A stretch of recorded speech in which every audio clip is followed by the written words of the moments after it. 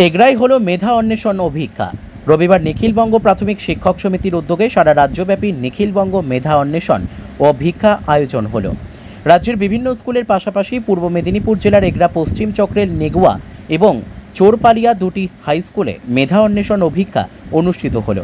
জানা গিয়েছে এদিন এলাকার 680 জন পড়ুয়া এই অভিক্ষায় অংশগ্রহণ করে। আমাদের আজকে গোটা রাজ্যব্যাপী নিখিলবঙ্গ প্রাথমিক শিক্ষক সংগঠনের তত্ত্বাবধানে নিখিলবঙ্গ প্রাথমিক শিক্ষক মেধা অন্বেষণ পরীক্ষা অনুষ্ঠিত হলো। এটা আমাদের এগরা ওয়েস্ট সার্কেল।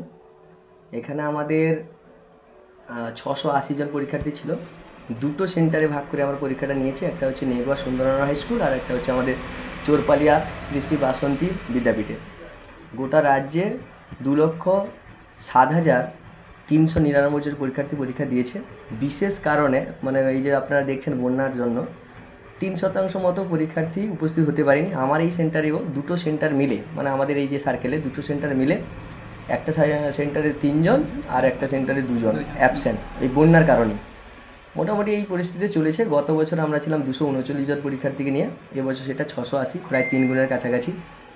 গত বছরে ক্লাস 3, 4, 5 পরীক্ষায় অংশগ্রহণ করেছিল। এবছর ক্লাস 2ও এই মেধা অন্বেষণ পরীক্ষায় অংশগ্রহণ করেছে এবং ছাত্রছাত্রীদের যে উৎসাহ যেন একটা উৎসব, শুধু ছাত্রছাত্রী নয়, বিভিন্ন স্কুল থেকে আমাদের যে সার্কেলের 53টা প্রাথমিক বিদ্যালয় এবং যে শিশু শিক্ষা কেন্দ্র ওদের থেকে যে ছাত্রছাত্রীরা অংশগ্রহণ করেছে যেন উৎসবের আকারে চোখে পড়ার মতো পরীক্ষায় তারা অংশগ্রহণ করেছে এবং 680 পরীক্ষার্থীর মধ্যে মাত্র 5 জন অ্যাবসেন্ট হয়েছে।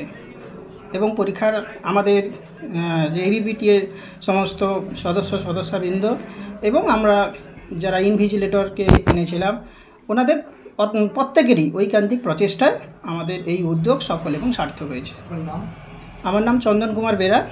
আমি আজকে এই পরীক্ষায় ব্যবস্থাপনায় সেন্টার ইনচার্জ।